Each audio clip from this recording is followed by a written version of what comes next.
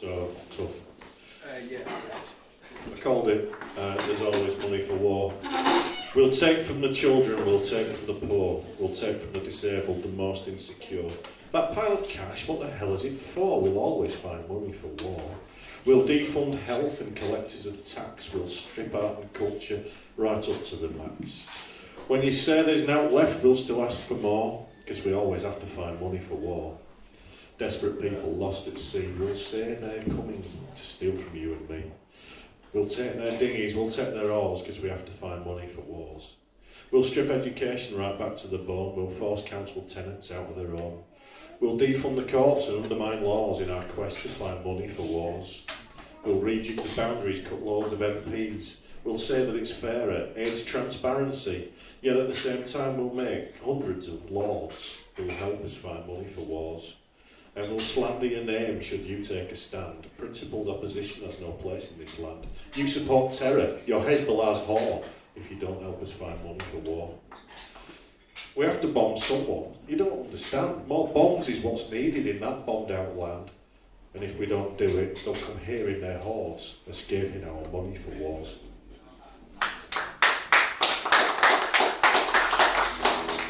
What's original about that is I had the idea yesterday when I woke up and I hadn't forgotten it.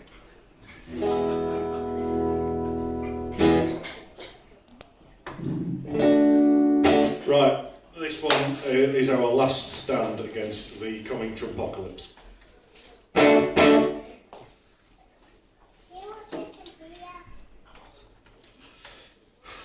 It's a new one for us, so if it goes terribly wrong, please don't judge. Yeah.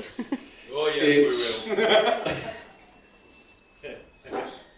Sorry. Cheers, Mick. It's a terrible shame that God gave you that hair. A terrible shame, a terrible shame. It's a terrible shame that God gave you that hair. 'Cause there's a lot of nice people with bad hair out there. It confirms what we know about life being fair. Confirms what we know, unless you don't care. It's a terrible shame that God gave you that hair. It's a terrible sense of humour when he's not killing children.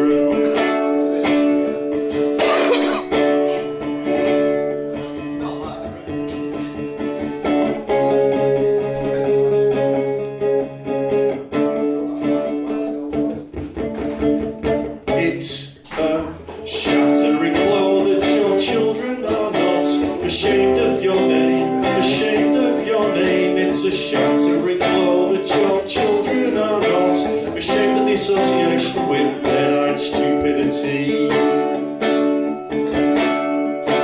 It confirms what we know about power and wealth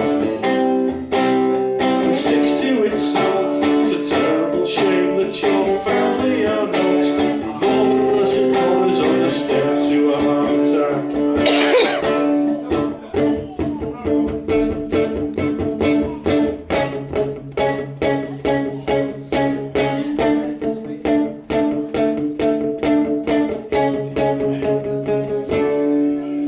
It's a terrible shame that you're somebody's hero. You're somebody's hero in spite of yourself. The personal charm of a rat infestation without the sweet candour of death. It's a terrible shame that you're somebody's hero. You're somebody's hero in spite of yourself. The personal charm of a rat infestation without the sweet candour of death.